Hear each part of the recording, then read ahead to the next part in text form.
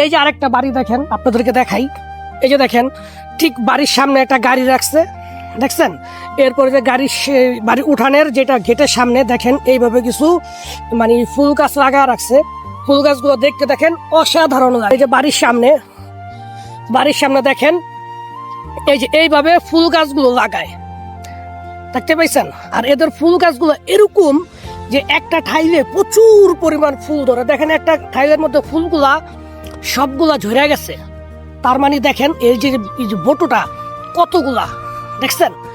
তারপর আবার দেখেন এই যে এটা হচ্ছে তাদের গাড়ি রাখার জায়গা। আবার ওই যে দেখেন আঙ্গুর গাছ, দেখছেন?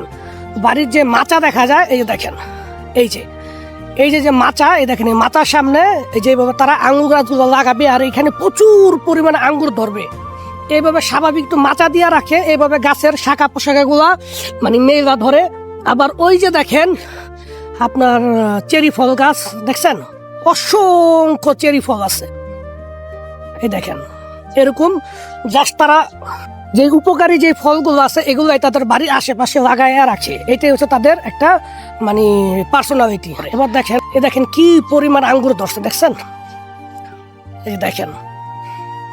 তারপর এই যে দেখেন একটা বাড়ির সামনে উঠানের সামনে একটা গাছ আছে, দেখেন ওই যে চেরি ফলগুলা লাল টকটকে হয়ে গেছে, দেখতে পাইছেন আপনারা? ওই যে দেখেন